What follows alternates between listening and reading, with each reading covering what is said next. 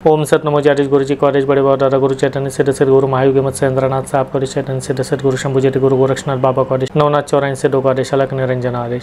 स्वागत करतो तुमचे आपल्या आजच्या नवीन भागामध्ये। येणारे जे मोठे पर्व आहे म्हणजे दीपावली आणि दीपावलीमध्ये केलं जाणार लक्ष्मीपूजन या बाबतीमध्ये अनेक वेळा विचारला जाणार महत्त्वाचा प्रश्न आहे की लक्ष्मीपूजन नक्की कोणत्या दिवशी आहे, कोणत्या तारखेला आहे हे तर यापूर्वी तुम्हाला व्हिडिओच्या माध्यमातून सांगितलेलं सुद्धा आहे, परंतु आजच्या व्हिडिओमध्ये आपण परत एकदा वेळ आणि तिथी हे समजून सुद्धा घेणार आहोत। त्याचबरोबर लक्ष्मीला आकर्षित करण्याचे किंवा आपल्या घरामध्ये लक्ष्मीला थांबवण्याचे खऱ्या अर्थी कोणकोणते उपाय आपण करू शकतो ज्याद्वारे लक्ष्मीची कृपा आपल्यावरती होऊ शकते यावरती सुद्धा भागामध्ये मी मार्गदर्शन करणार आहे। त्याच अनुषंगाने लक्ष्मी पूजनाच्या रात्री कोणत्या वेळेमध्ये उपासना या खास करून झाल्या पाहिजेत, बजरंग बाण असेल किंवा इतर कोणत्याही उपासना असतील तर त्या बाबतीमध्ये सुद्धा भागामध्ये विशेषतः मी मार्गदर्शन करण्याचा प्रयत्न केलेला आहे, त्यामुळे हा भाग संपूर्णपणे पाहण्याचा आवश्यकपणे प्रयत्न करा। पहा, आपल्या शास्त्रानुसार किंवा पंचांगानुसार किंवा जे ज्योतिषशास्त्र आहे याच्यानुसार अनेक पद्धतीचे तर्क वितर्क हे लावण्यात येतात रिगार्डिंग लक्ष्मी पूजनाच्या बाबतीमध्ये। आध्यात्मिक शास्त्रानुसार जर विचार केला तर ज्या दिवशी अमावस्या ही सुरुवात असेल आणि प्रदोष काळाच्या नंतर जी बेला 4 घडी एक्स्ट्रा मिळत असेल तर त्या पिरियड मध्ये असलेली जी अमावस्येची रात्र असते याला विशेषतः महत्त्व हे दिले गेलेलं आहे। आणि मी यापूर्वीच्याही भागात तुम्हाला सांगितलं, आजही तेच सांगत आहे की लक्ष्मी पूजन हे खास करून याला रात्री किंवा निश्चित काल याला विशेष असं महत्त्व आहे। मग निश्चित काल म्हटलं कशाला गेलेला आहे तर रात्री 11 नंतरची जी वेळ असते याला खऱ्या अर्थी निश्चित काल म्हटले गेलेलं आहे, जी रात्री 11च्या नंतर सुरुवात होईल आणि जी की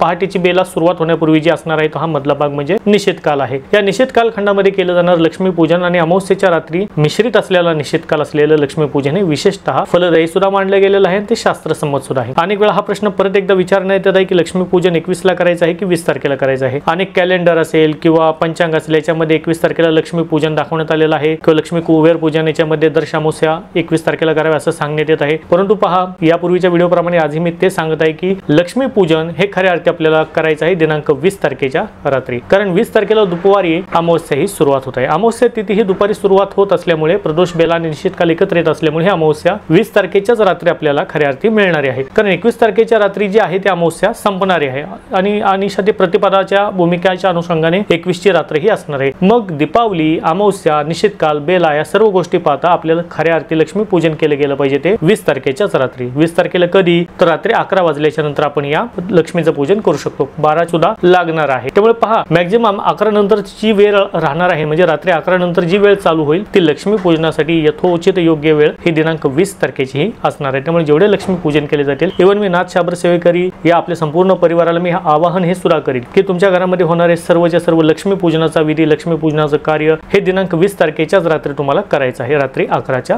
नंतर। देन आफ्टर साधना या कोणत्या वेळेला कराव्या आणि कोणत्या दिवशी कराव्या या सुद्धा प्रश्न बऱ्याचशा वेळा विचारला जात आहे। अमावस्या दिनांक 20 तारखेच्या रात्रीच असणार आहे, त्यामुळे जेवढ्या साधना केल्या जातील, भले मग बजरंग बाण असेल, नारायण कवच असेल, चंडी कवच असेल, इव्हन गणेश हृदयाची सुरुवात असेल, जेवढ्या साधना ऑनलाईन पद्धतीने तुम्ही आजपर्यंत प्राप्त केल्या त्यातली कोणती साधना तुम्हाला करायची असेल तर ती दिनांक 20 तारखेच्या रात्री आपल्याला करायची आहे। टायमिंग कोणता असेल तर फार तर सायंकाळी 7:30च्या नंतर तुम्ही साधना या सुरुवातीला करू शकता, म्हणजे संपूर्ण रात्र तुम्हाला या साधनेसाठी सुद्धा सापडेल। अनुषंगाने लक्ष्मीचं पूजन सुद्धा त्याच रात्री हे होणार आहे। त्याच अनुषंगाने जी आता बगलामुखी दीक्षा दिली जाणार आहे, बगलामुखी दीक्षेमध्ये जे सिद्ध यंत्र तुमच्यापर्यंत आता पोहोचणारे आहेत, तर हे जेवढे केले जाणारे सिद्ध यंत्र आहेत म्हणजे जे स्त्री यंत्र सिद्ध केले जातील ते सुद्धा मी या दिनांक 20 तारखेच्याच रात्री म्हणजे अमावस्येच्या रात्रीच्या मुहूर्तामध्ये करणार आहे। त्यामुळे 20 तारखेचा जो मुहूर्त आहे हा सर्वतोपरी साधना असेल, मंत्र असेल या सर्वच्या सर्व संधानासाठी हा अतिशय उपयुक्त आहे। त्यामुळे जेवढे साधक हे विचारणा करत होते व्हॉट्सअपच्या द्वारे किंवा फोन कॉलद्वारे की 20 तारखेला साधना करू देत की 21 तारखेला करू देत, तर निश्चितपणे तुम्ही सर्वच्या सर्व साधना या दिनांक 20 तारखेच्याच रात्री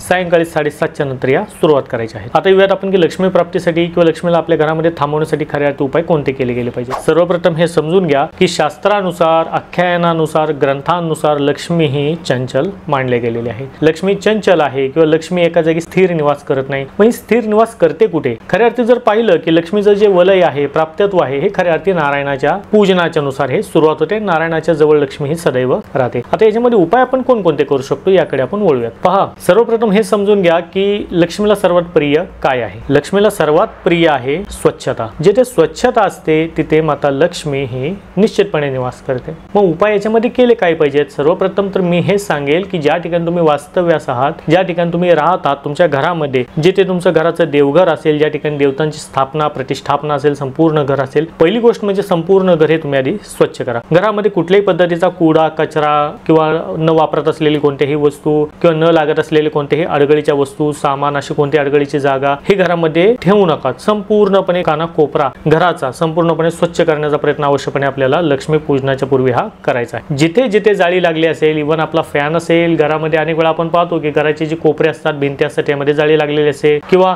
बाथरूम मध्ये जाळी लागलेली असते. अनेक वेळा ह्या सर्व गोष्टी असतात ते लक्ष्मीला कुठे ना कुठे बाधक ठरतात किंवा लक्ष्मी प्राप्तीमध्ये अडथळा निर्माण करतात. त्यामुळे घरामध्ये जाळी असेल किंवा जळमटे असेल हे संपूर्णपणे काढून टाका. सेकंड पॉईंट, जे तुमच्या घराचं छत असेल, ज्या ठिकाणी सपोज एखाद्याचा बंगला असेल किंवा तुमचं स्वतःचं राहतं घर हे बैठी स्वरूपाचं असेल, तर तुमच्या घराचं जे बाल्कनी आहे, जिथे तुमच्या घराचं छत आहे, या छतावरती कधीही कोणत्याही पद्धतीच्या अडगळीच्या वस्तू, अडगळीची जागा, लोखंडी वस्तू टाकणे, कोपऱ्यात सरकून ठेवणे हे कधीही करू नका. घराची जेवढं छत तुमचं स्वच्छ असेल तेवढं लक्ष्मी हे घरामध्ये निश्चितपणे प्रवेश करते. त्याच अनुषंगाने घरामध्ये असलेले तुमच्या जिन्यामध्ये अनेक वेळा आपण पाहतो की अडगळीची जागा किंवा अडगळीची खोली, ज्या वस्तू निरुपयोगी आहेत, जे आपल्याला कधीच लागत नाहीत, अशा वस्तू अनेक जण घेतात आणि जिन्यामध्ये टाकून ठेवतात. अनेक जिने तर अशा असतात त्या जिन्यामध्ये पोतेचे पोते भरलेल्या अडगळीच्या वस्तू अशाच पडलेल्या असतात. अनेक जिन्यांमध्ये जाळी किंवा काळ्या रंगाचे पूर्णपणे थर चढलेला आपल्याला दिसतो. तर अशा या पद्धतीचे सुद्धा स्वच्छता करण्याचा आवश्यकपणे या दिवशी खास करून केला गेला पाहिजे. हा सर्वप्रथम बेसिक आहे. हे समजून घेणं सुद्धा तितकंच महत्त्वाचं आहे की जिथे स्वच्छता आहे तिथे लक्ष्मी ही सदैव येते आणि निवास करते. दुसरा उपाय याच्यामध्ये आम्ही काय करू शकतो, लक्ष्मीची रात्री ही सिद्ध रात्री आहे. सायंकाळ नंतरची जी बेला लागणार आहे ती सर्वच्या सर्व सिद्ध आहे. या महासिद्ध रात्रीला सर्वात वर्षभरातली पॉवरफुल अशी महासिद्ध रात्री मानली गेलेली आहे. सायंकाळी खास करून तुमच्या घरामध्ये घरकाम करण्यासाठी, धुणी भांडी करण्यासाठी ज्या मावशी येतात, तुमच्या विभागामध्ये जे कचरा उचलणारे, कचरा सफाई कामगार असलेल्या मावशी असतात, तुमच्या सोसायटीच्या आवारामध्ये जे झाडू मारणाऱ्या मावशी असतील, म्हणजे जेवढ्या कामवाल्या स्त्रिया आहेत, खास करून ज्या धुणं भांडी किंवा कपड्याचे कामं करतात किंवा ज्यांच्या घरामध्ये स्वच्छतेच्या कामासाठी ते जातात, या मावशींना तुम्ही तुमच्या घरामध्ये बोलवून तुम्ही त्यांना हळदी कुंकू अर्पण करणे, मावशींना मिठाई असेल, जे काही गोडाचं तुमच्या घरामध्ये केलेलं असेल ते त्यांना भेट स्वरूप उपहार प्रदान करणे, याच अनुषंगाने त्यांना साडी, चोळी ह्या सर्व गोष्टी प्रदान करणे आणि तुमची जशी शक्ती आहे यथाशक्ती या मावशींना तुम्ही दक्षिणा देण्याचा प्रयत्न उद्याच्या दिवशी अवश्यपणे करा आणि त्यांचा आशीर्वाद घ्या. हा उपाय तुम्हाला विचित्र वाटेल किंवा कदाचित अनेक जणांनी हा तर प्रथमच ऐकलेला असेल, परंतु यकीन माना उद्याच्या सायंकाळी केला जाणारा हा छोटासा उपाय जो मी आज तुम्हाला सांगत आहे याचे चमत्कारी प्रयोग आहेत. अनेकांना यापूर्वी मी सांगितलेलं आहे, भले मी चॅनलच्या माध्यमातून काही गोष्टी डिस्क्लोज केलेल्या नाहीत, परंतु आहे तर या लोकांनी किंवा ज्या अनुषंगाने मी आजपर्यंत ज्या लोकांना सांगितलं आहे त्यांनी ते उपाय केलेले आहेत आणि त्यांना संपूर्ण वर्षभर लक्ष्मी प्राप्तीसाठी कुठेही शक्यतो अडथळा आलेला नाहीये. जरी येत असेल तर तो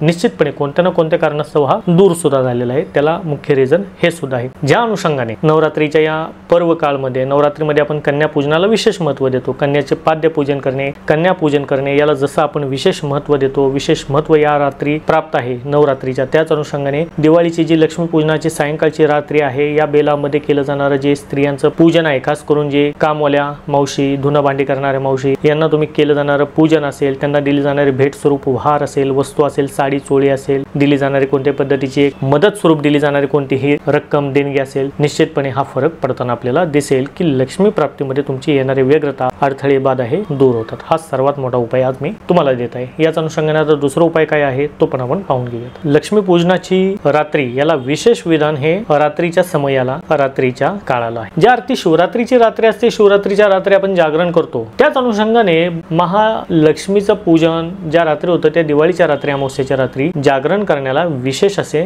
महत्त्व आहे. भले तुम्ही दिवसभर आराम करा, परंतु दिवाळीच्या संपूर्ण रात्र जोपर्यंत ब्रह्ममुहूर्त सुरुवात होत नाही तोपर्यंत जागरण करण्याला अति विशेष महत्त्व दिवाळीच्या रात्री आहे. माता महालक्ष्मी असेल, महासरस्वती असेल, महाकाली असेल, तिन्ही देवींचं किंवा तुमची जी इष्ट आराध्य देवी आहे त्या देवीचं केलं जाणारं नामजप, देवी प्रती केलं जाणारं तुमचं समर्पण, देवी प्रती केली जाणारी तुमची भक्ती कोणत्याही स्वरूपाची असेल, नाम असेल, भक्ती असेल, संकीर्तन असेल, हवन असेल, पूजन असेल, जी तुम्हाला जमेल ती भक्ती या रात्रभर किंवा या रात्रीच्या कालखंडामध्ये खऱ्या अर्थी तर आपण करणं हे अनिवार्य आहे. स्तोत्र वाचन असेल, स्तुती वाचन असेल, कवच पठण असेल, निश्चितपणे या रात्री केलं जाणारं जे पूजन आहे, या रात्री केला जाणारा जो नाम जप आहे हा कोटी गुणा किंवा करोडो गुणा अधिक फलदायी हा मानला गेलेला आहे. म्हणून तर मी तुम्हाला आजपर्यंत चॅनलच्या माध्यमातून वारंवार या गोष्टी सांगत आलेलो आहे की जे असे सिद्ध मुहूर्त, सिद्ध रात्री असतात, अशा रात्री केलं जाणारे कवच पठण असतात, हे तुम्हाला कोटी गुणा अधिक पुण्यफल कमवून देणारे असतात. म्हणजे सपोज तुम्ही एक माळ जरी जप करत असाल तर त्या एक माळीच्या जपाचं सामर्थ्य तुम्हाला 1 कोटी वेळा जप केल्याचं जर मिळत असेल, एक पाठ केलेलं सामर्थ्य तुम्हाला 100 पटीने अधिक तुम्हाला ऊर्जावान बनवत असेल, तर निश्चितपणे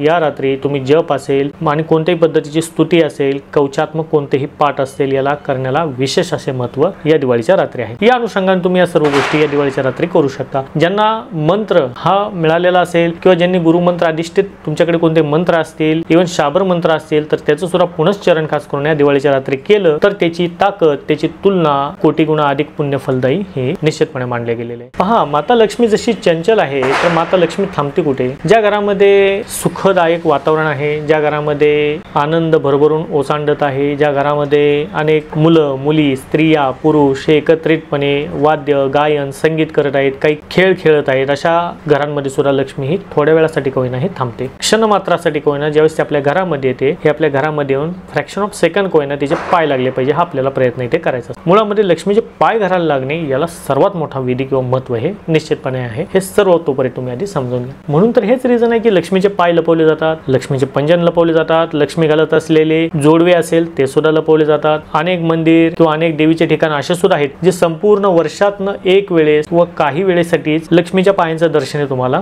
घडवून देतात। हे रिझन आहे की लक्ष्मीचे पाय दिसणं, लक्ष्मीचे पाय घराला येणे याला अनन्यसाधारण महत्व आहे। मग या रात्री केलं काय पाहिजे? खरं तर या रात्री तुम्ही तुमच्या घरामध्ये असलेले जेवढे खेळ आहेत, म्हणजे पहा, गायन वादन असेल, भजन संकीर्तन असेल, हे तर केलेच पाहिजे, परंतु सांगण्याचं तात्पर्य की आपण घरामध्ये खेळले जाणारे जेवढे खेळ असतात, जेवढ्या पद्धतीचे सुगम संगीत असतात, हे करण्याचा सुद्धा प्रयत्न या रात्री खऱ्या अर्थी केला गेला पाहिजे। खास करून गायन संगीत वादन हे सुद्धा आपल्या घरामध्ये होणं या अनुषंगाने करण्याचा सुद्धा प्रयत्न तुम्ही करू शकता। लक्ष्मीला थांबवण्याचा उपाय, याच्यामध्ये आणखीन एक महत्त्वाचा घटक किंवा महत्त्वाचा उपाय हा सुद्धा आहे की लक्ष्मी पूजनाच्या रात्री जे कुबेर लक्ष्मी पूजन केलं जातं, याच्यामध्ये गणपती देवता यांचं केलं जाणारं पूजन याला विशेष असे महत्त्व सुद्धा आहे। कारण गणपती देवता हे माता महालक्ष्मीचे हे मानसपुत्र मानले गेलेले आहेत आणि गणपती हे सर्वतोपरी सर्वोच्च आहेत, सर्व देवतांचे कुलपती आहेत, हे सर्वजण तुम्ही जाणून आहात। त्याच अनुषंगाने लक्ष्मीच्या पूजनाच्या दिवशी गणपती देवतेचं केलं जाणारं जे पूजन आहे, गणपती देवतेप्रती केलं जाणारी कोणतीही पूजा आहे, नामजप आहे, याला सुद्धा विशेष असे महत्व आहे। याचबरोबर आणखीन एक उपाय,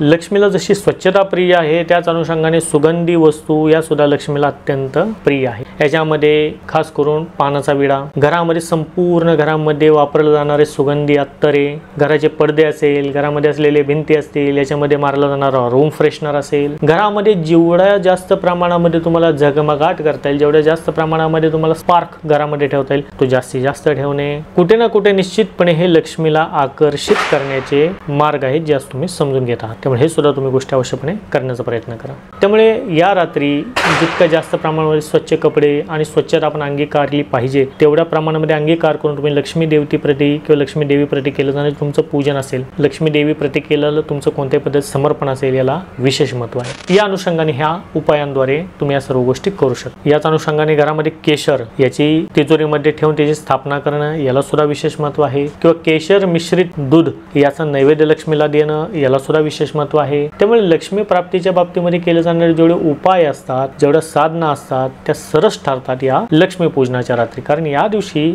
माता महालक्ष्मी समस्त पृथ्वी तलावरती हे तिचं अस्तित्व प्रखर रूपाने निश्चितपणे आशीर्वादाच्या रूपाने देण्यासाठी येत असते। याचबरोबर माता महालक्ष्मीला जे नैवेद्य दाखवले जातात त्याच्यामध्ये दुधाची खीर, केशरयुक्त खीर याला तर विशेष महत्व आहेच आहे, परंतु याचबरोबर आणखीन एक महत्व एका वस्तूला जे अत्यंत तीव्रतेने आहे ते म्हणजे आहे मखाने। मार्केटमध्ये मखाने आपल्याला इझिली मिळतात, तर मखाण्याचा नैवेद्य हा माता महालक्ष्मीला अत्यंत प्रिय आहे आणि जो व्यक्ती एका मखाण्याचा नैवेद्य माता महालक्ष्मीला अर्पण करतो, खिरेसहित अर्पण करतो, याला सुद्धा विशेष महत्व निश्चितपणे आहे। या अनुषंगाने हे छोटे छोटे उपाय जे सांगण्याचा मी प्रयत्न केला याला अनुसरून तुम्ही तुमच्या घरामध्ये येणाऱ्या 20 तारखेचे जे लक्ष्मी पूजन आहे निश्चितपणे त्याचा फायदा घेऊ शकता आणि लक्ष्मी पूजन यथाशक्ती जेवढं लक्ष्मीला प्रसन्न करून तुम्हाला करता येईल, लक्ष्मी प्राप्तीसाठी ज्या ज्या गोष्टी भक्ती मार्गातनं अध्यात्माच्या मार्गातनं ज्या तुम्हाला करता येतील ते करण्याचा आवश्यकपणे प्रयत्न करा। आशा आहे आजच्या भागामध्ये जे मी माहिती सांगण्याचा प्रयत्न केला हा निश्चितपणे तुम्हाला आवडलेला असेल। भेटूया अशाच नवीन माहितीसह नवीन व्हिडिओमध्ये, तोपर्यंत सर्वांना सत्य नॉलेज गुरुजी को आदेश, अलख निरंजन आदेश।